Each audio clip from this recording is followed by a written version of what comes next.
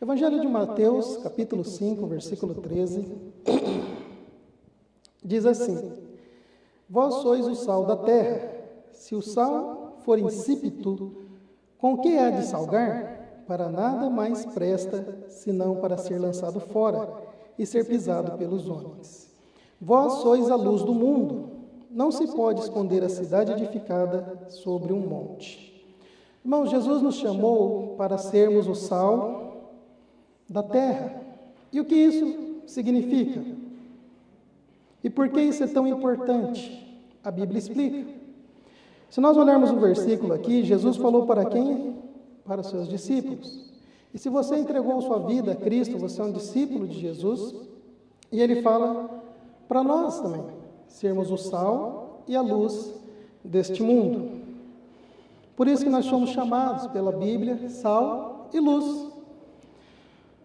O que acontece com um pouco de sal? Ela muda toda a comida, né?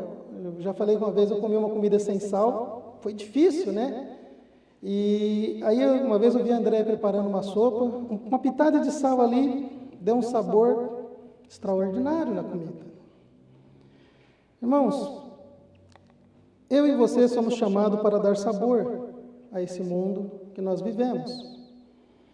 Por isso que lá em Romanos capítulo 12, versículo 2 diz o quê? Para não sermos conformados com este mundo. O versículo 14, Jesus fala que nós somos a luz deste mundo. E o versículo 16, ele diz assim: Assim brilha a vossa luz diante dos homens, para que vejam as vossas boas obras e glorifique vosso Pai que estás nos céus. Irmãos, como nós podemos fazer isso? Nós somos chamados para dar sabor a esse mundo. Nós somos chamados para transformar a vida das outras pessoas, refletindo a luz do amor de Deus. Olha só, eu trouxe essa experiência aqui, vamos ver se vai dar certo. Não tente fazer isso se você não tem noção de elétrica, tá? Só para explicar, eu vou ligar na tomada aqui uma extensão, uma perna está ligada direto na tomada, outra perna foi rompida, e ela vai ser ligada, né? Quando a gente encosta, vai acender a lâmpada. Eu vou utilizar um copo com água. Eu vou pegar um outro copo, que esse aqui é frágil, para a gente fazer a nossa experiência. Ok. Vou ligar na energia.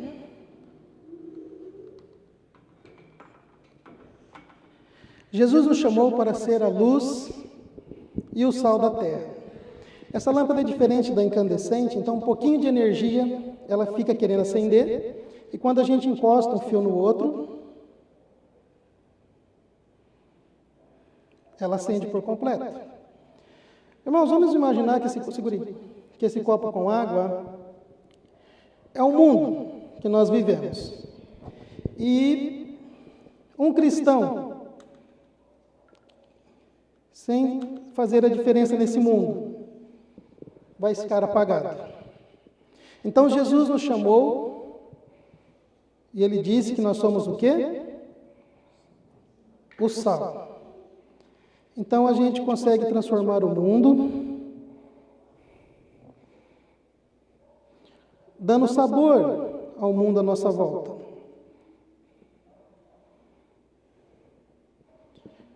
Está vendo? Quando o cristão consegue ser o sal, ele consegue fazer a sua luz brilhar cada vez mais forte. E assim as pessoas vão ver a luz de Cristo em nossa vida. Na incandescente ela ia mais fraquinho, e conforme ia jogando o sal, a mágica ia acontecer, né? Ia ficando mais forte. Mas irmãos, o sal faz a diferença. Quanto mais sal eu jogar aqui nessa água, mais a luz vai brilhar. Quanto mais nós buscarmos seguir a Cristo pela sua palavra. Obrigado, Natan. Seguirmos a Cristo pela sua palavra, nós vamos conseguir fazer a diferença no mundo de trevas. Nós vamos fazer a nossa luz ir brilhando através da palavra de Deus, refletindo a luz de Deus na nossa vida, nas nossas ações. E as pessoas vão ver, como o versículo 16 diz, assim brilha a vossa luz diante dos homens, para que vejam as vossas boas obras e glorifiquem o vosso Pai que estás nos céus. Olha, eu quero ser igual àquela pessoa, porque ela é diferente. Ela é diferenciada. porque realmente ela serve a Deus. Irmãos, em 1 João capítulo 2, versículo 6, lá no finalzinho da Bíblia, em 1 João capítulo 2, versículo 6,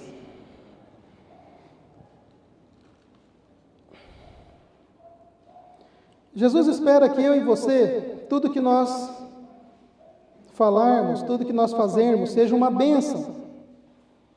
E aí em 1 João capítulo 2, versículo 6, diz assim: aquele que diz estar nele, também deve andar como ele andou.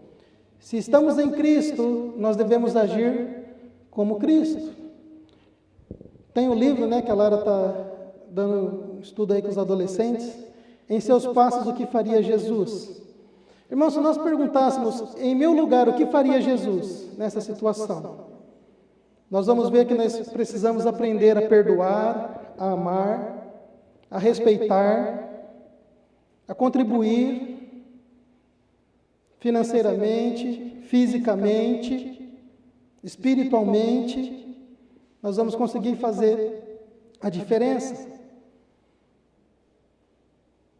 Tem um ditado chinês, que o chinês ele tem assim na sua cabeça: se ele consegue, eu também consigo. Já o brasileiro, em suma, se tem ele quem faça, para que eu vou fazer? Muitos pensam assim. E olha, irmãos, eu tenho mudado isso já faz uns anos na minha mente. Se ele consegue, eu também consigo. Deus criou um homem igual. A verdade é que cada um vai se diferenciando em desenvolver os seus dons, em buscar aprender. Olha, eu amo elétrica. Meu pai mexia em casa, fazia os concertos. Eu olhava, ele fazia a gente aprender. E aí depois de casado, um dia André falou: olha, tem um curso aí que você não faz. Aí eu fiz um curso, fiz outro curso, e até hoje eu vou aprendendo. E quando eu tenho dúvida, eu pergunto, vou atrás, Mas eu acho muito interessante essa parte de eletricidade, eu gosto muito. Irmãos, fazermos a nossa luz brilhar, sermos uma bênção, nós podemos fazer a diferença. Muitas vezes nós somos tentados a pensar assim: para fazer a diferença eu tenho que participar de uma igreja muito grande, ou eu tenho que ter vários dons, eu tenho que saber várias coisas. Não precisa nada disso. Para a gente temperar uma comida, a gente não usa tudo isso de sal, mas a gente usa uma pitada. Não usamos um pote de sal, mas a gente vai colocando uma pitadinha, outra pitadinha, e aí quando vai ver, a comida está ótima. Irmãos, aquilo que você sabe fazer, aquilo que você pode fazer, aquilo que Deus permitiu fazer, Ele vai te honrar. Nos esforçarmos em servir a Deus nesse mundo tenebroso, que não é fácil. As nossas pequenas ações, irmãos, podem refletir muito e fazer uma grande diferença na vida da pessoa. Essa semana eu conheci uma senhora de 68 anos, que eu não quis cobrar o favor que eu fiz a ela, e ela ficou desesperada, porque ela tinha que me pagar. E ela falou assim depois: eu me assustei, porque em 68 anos na minha vida, nunca ninguém quis fazer nada de graça para mim. Nunca quis me ajudar. Eu achei tão carinhoso o jeito dela, porque ela e o filho, e ela fez um bolo, igual que a tia Maria fazia quando nós éramos crianças. E ela falou assim: você tem filho, Everton? Eu falei: tenho 2. Então ela cortou 4 pedaços de bolo, colocou num papelzinho lá, embrulhou. Eu falei: não precisa, eu como outro dia, Ela: não, você vai levar 4 pedaços para você e para sua família. E aí eu achei muito carinhoso. Eu falei: eu não vou te cobrar o que eu fiz, Eu fui para resolver um problema, descobri outro e consegui resolver com a ajuda de Deus. E ela falou: olha, nunca ninguém, 68 anos da minha vida, nunca ninguém quis me fazer um favor. Ontem eu conversando com uma outra senhora de uns 70 anos, e ela falou: eu acredito, porque também são poucas pessoas que estão dispostas a ajudar o outro. Irmãos, coisa simples para a gente, que alivia o sofrimento. Aquela senhora falou assim, olha, você não sabe o quanto tempo eu fiquei sem luz aqui na minha sala. E você resolveu o meu problema. Eu falei, graças a Deus por isso. Irmãos, andarmos como Jesus andou. Por quê? O que diz em Apocalipse 5:9? Apocalipse capítulo 5, versículo 9.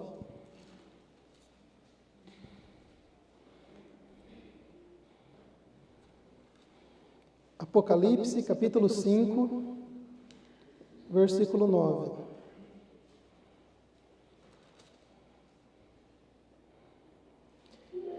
E cantavam um cântico dizendo, digno és de tomar o livro e de abrir os seus selos, porque foste morto e com o seu sangue compraste para Deus homens de toda tribo, língua, povo e nação. Nós somos comprados pelo sangue de Cristo. Em 1 Coríntios capítulo 6, versículos 19 e 20, irmãos. 1 Coríntios capítulo 6, versículos 19 e 20.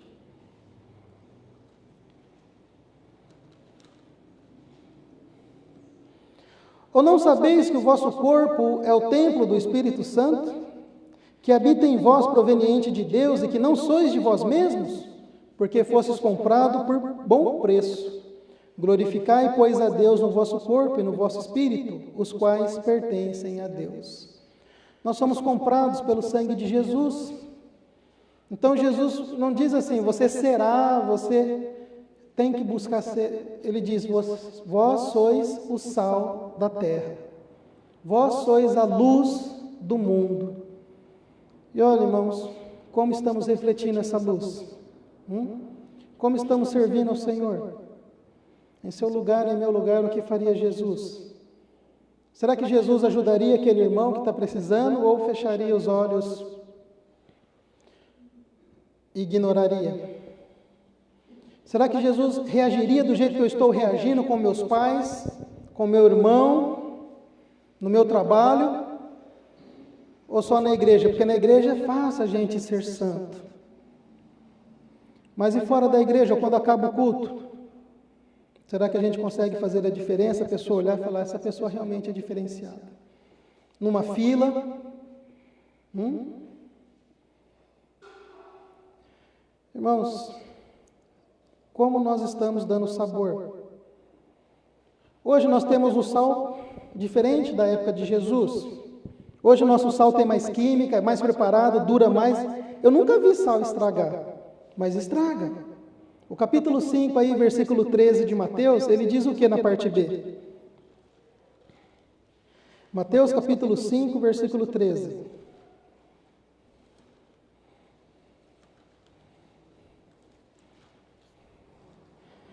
Vós sois o sal da terra. Se o sal for insípido, com que há de salgar? Para nada mais presta, senão para se lançar fora e ser pisado pelos homens.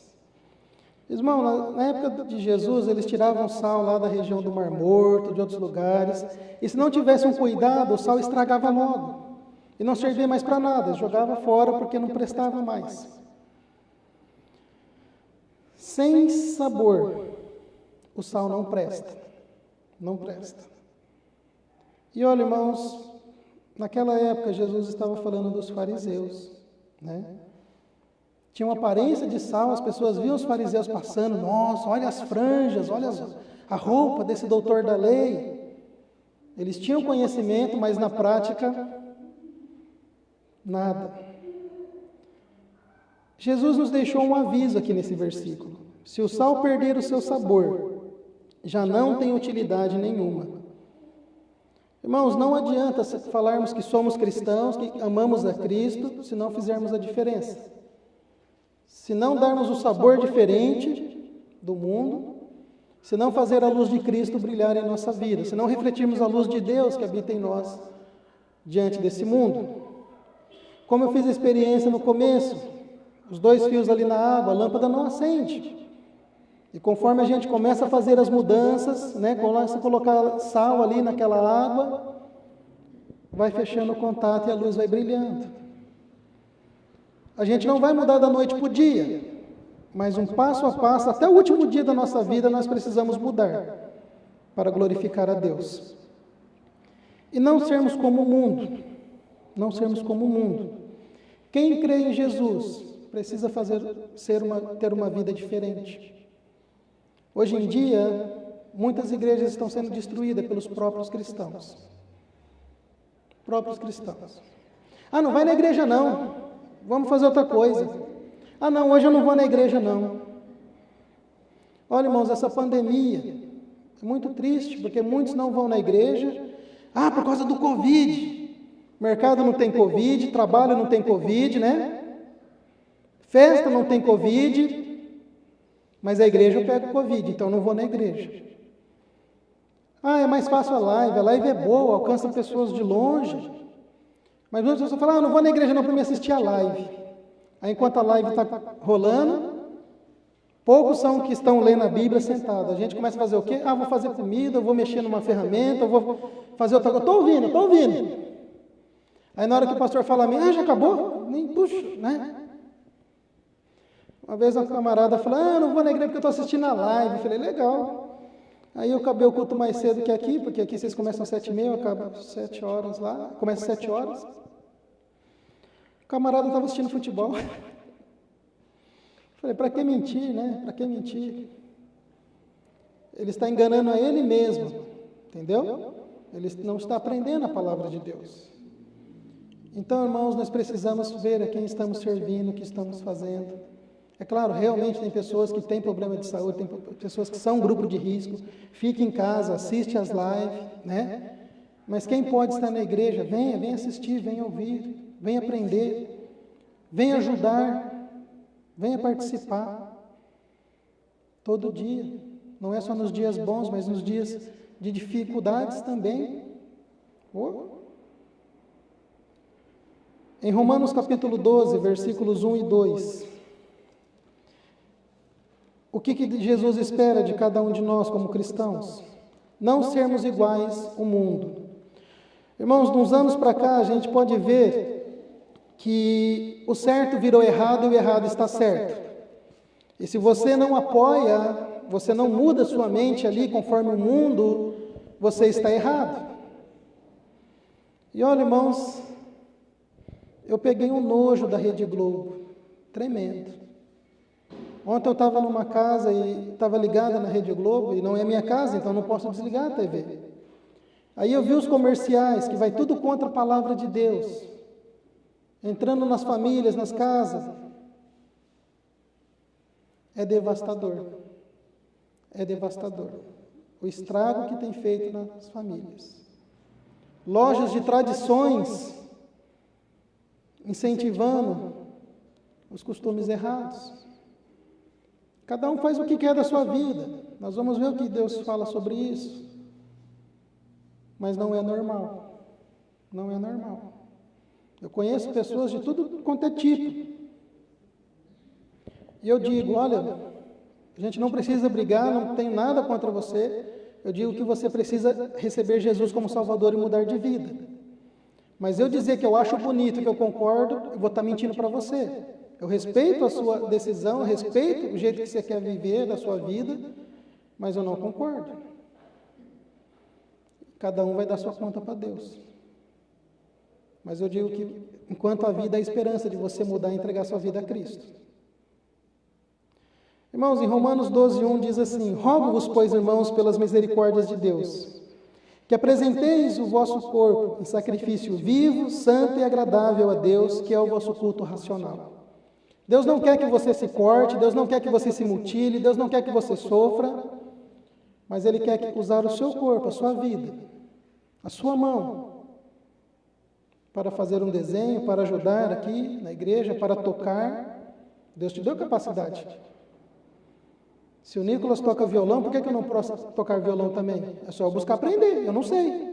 Mas se eu me esforçar, eu aprendo. Por que não posso? Não, é só ele que... Não. Cada vez eu vejo pessoas diferentes ajudando, eu acho legal isso. Quantas pessoas estão perdendo sua vida na prostituição, nas drogas, nas bebedeiras? acabando com sua saúde e achando que está bom? Quantas pessoas perdem seu tempo com fofoca ou destruindo a obra de Deus, em vez de edificar, em vez de falar o que é de Cristo? O que Jesus faria em nosso lugar? Como estamos refletindo? Versículo 2: E não vos conformeis com este mundo, mas sede transformados pela renovação da vossa mente, para que experimenteis qual seja a boa, agradável e perfeita vontade de Deus. Irmãos, mudarmos a nossa mente, não irmos igual o mundo vai. Olha, o que a Bíblia ensina sobre esse assunto, o que Deus fala sobre isso, está certo? Beleza, está errado? Olha, como cristão eu não vou fazer isso. Ah, mas eu vou sofrer. Eu conheci um testemunho de um homem que ele perdeu o emprego porque o patrão queria que ele assinasse um papel e ele não quis assinar aquele papel porque estava roubando a firma. E ele não quis assinar. E ele foi mandado embora. Dificuldade, perdeu o emprego. Falou, poxa, e agora? Mas diante de Deus ele preferiu honrar a Deus do que assinar aquele documento. 1 ano e meio depois, lá na frente, o patrão foi preso, os empregados foram presos que participaram daquele esquema. Aquilo que parecia ser ruim 1 ano e meio atrás, foi bênção para ele, porque livrou ele da prisão, por ele honrar a Deus. E Deus não deixou essa família passar fome, não desamparou ela. Irmãos, não vos conformeis com este mundo. Eu não preciso concordar com tudo que o mundo me apresenta, que a televisão me apresenta. Se não me agrada, eu desligo, eu mudo. Tem uma loja mesmo que eu decidi, espero que Deus me ajude a não comprar mais nela. Não quero mais comprar nela, por causa do comercial dela. Não vi um casal de pai e mãe. Pai com pai, mãe com mãe. E um armário atrás. E eu fiquei muito triste, porque uma loja de tradição de anos, eu aprendi com meu pai a comprar naquela loja. E agora a gente vê uma coisa dessa. Então eu fiquei muito triste. Beleza, quer mostrar a diversidade? Tá bom, mas mostra como que uma família nasce realmente. Como que se procria filhos, né? Com um pai e uma mãe. Irmãos, Hebreus 9, 27. Não preciso brigar com ninguém, cada um faça o que quer da sua vida. Só que em Hebreus 9, 27, a Bíblia nos diz o seguinte: E ao homem está ordenado morrer uma só vez, vindo depois disso o juízo. A pessoa, crendo ou não, uma hora ela vai morrer, ninguém vai ficar para semente. E ao homem está ordenado morrer uma só vez, vindo depois disso o quê? O juízo. Vamos lá em Eclesiastes capítulo 11, versículo 9 e 10. Eclesiastes capítulo 11, versículo 9 e 10. Eclesiastes 11, 9 e 10.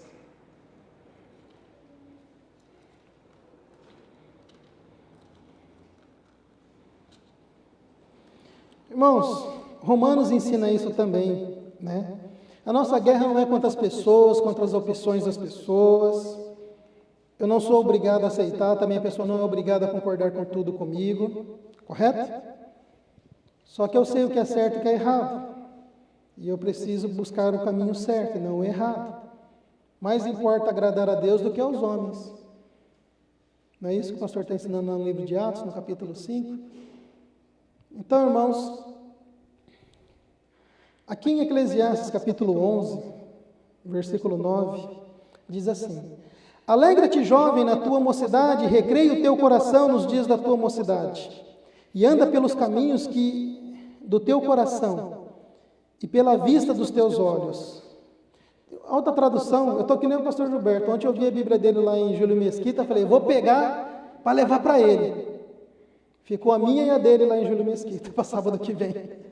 Esqueci, né? Eu vi e falei, poxa, olha a Bíblia do pastor, vou levar para ele, né? Coloquei a minha do lado, peguei a lâmpada, peguei as coisas e deixei a Bíblia, né? Outra tradução está assim: alegra-te, jovem, na tua juventude, recreia o teu coração nos dias da tua mocidade. Vê se eu lembro como está lá. E agrada o teu coração. Porém, sabe que de todas estas coisas, o pastor te pedirá contas. É assim que está na Bíblia? Para quem que a gente vai dar conta? Deus. Não é para o pastor, não é para o irmão, para a irmã, é para Deus. Então Deus quer que você se alegre. Servir a Deus não é uma prisão, é uma alegria servir a Deus, é uma bênção. Nós podemos fazer o que a gente quer, em Coríntios ensina isso. Todas as coisas me são lícitas, mas todas as coisas não convêm. Então, como cristão, será que é legal eu fazer isso? Eu ir nesse lugar? Como cristão, será que isso agrada a Deus? E olha, irmãos, é triste, não é julgando, mas o que a gente vê hoje de cristão fazendo estragos em sua vida, em seu testemunho. Porque hoje, qualquer coisa que vai fazer, e põe na onde? Facebook, Instagram, para o mundo ver. E aí as pessoas olham e falam, o crentinho aí, ó. Entendeu? Lembra que de todas estas coisas, Deus te pedirá contas. Nessa tradução está que todas estas coisas te trará juízo, Deus. Deus te trará juízo. Uma vez uma senhora me perguntou, que eu estava fazendo um serviço lá, e a gente conversando, ela é católica. Aí eu falei assim, Everton, se hoje fosse o seu último dia de vida, o que você faria? Eu falei, eu ia pedir perdão a Deus dos meus pecados. Se eu soubesse que eu ia morrer hoje, eu ia pedir perdão, eu ia passar o dia ali conversando com Deus para me encontrar com Ele. Ela, eu também. Eu falei, legal. Mas em Cristo, eu tenho perdão dos meus pecados. Ela, é verdade. Então você também precisa confiar em Cristo. Eu confio. Eu falei, que bom que a senhora confia em Cristo como Senhor e Salvador de sua vida. Às vezes, irmãos, a pessoa fala, se hoje fosse meu último dia, eu ia aprontar, né? Ia roubar um banco, eu ia, né, sair sem roupa, eu ia falar umas verdades para as pessoas que eu tinha que falar, depois eu ia morrer. Entrega na mão de Deus, né? Às vezes a gente vê lá, viva como se fosse o último dia. E aí a pessoa não se preocupa com o juízo de Deus. Ela põe a foto lá, fazendo as diversões, as traquinagens que queria. Mas olha, ao homem está ordenado morrer uma só vez, vindo depois disso o juízo. E aí? Irmãos, ser o sal da terra, ser a luz do mundo, Colossenses 3:23. Servir a Deus por amor a Deus, e não atrapalhar a obra de Deus, e não querer tirar pessoas da obra de Deus. Muitos cristãos têm feito a obra do diabo, né? Essa igreja não serve para mim, então eu vou destruir, eu vou arrancar o máximo de família, porque essa igreja vai acabar. Cuidado, quem veio matar, roubar e destruir foi Satanás, então você tem que ver se realmente você está servindo quem, ou a Deus ou ao diabo, entendeu? A Bíblia nos ensina a perdoar, a amar, a ensinar o pecador a se arrepender de seus pecados. E a Bíblia nos ensina que do jeito que a gente quer ser perdoado por Deus, a gente deve perdoar o nosso irmão.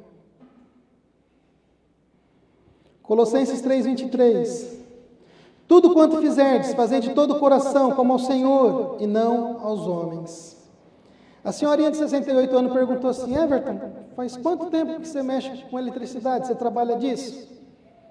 Eu falei, 7 anos eu acho, 7 anos que eu faço uns biquinhos de eletricista, mexo, eu gosto, né? É legal porque eu vejo que você ama o que você faz. Eu falei, eu gosto de resolver problemas, né? Tanto espiritual como elétrico, se eu puder. Porque era na quinta-feira, eu tinha um compromisso de estar lá com o irmão Américo, no Morumbi, e já era 6:45, eu estava no centro da cidade. E essa senhora falou, Everton, precisava que você visse mais uma coisinha só. Aí eu fui ver. Aí ela falou, o fio vai aqui. Eu falei, então eu tenho que puxar o fio daqui para ligar 220. Mas deixa eu ver, na hora que eu abri a tomada, o fio não vinha de assim, ele vinha de assim. Aí eu tive que abrir a outra tomada para mim ver como que estava lá a outra tomada. Aí a outra tomada tinha 2 fases. Aí eu falei, ó, senhora, dá para mim puxar outra perna aqui, aí eu consigo ligar uma 110 e outra 220 embaixo para a senhora. Ok, pode fazer isso então. Eu falei, então beleza. Mas hoje eu não tenho tempo, tá? Eu vou fazer outro dia que não é emergência. Ok, fechei para ela, com muito amor e carinho, saí da casa da mulher 7 horas. Fui correndo para casa, peguei a André, as crianças. Você não vai tomar banho? Eu falei, não, dá tempo, já é 7h15.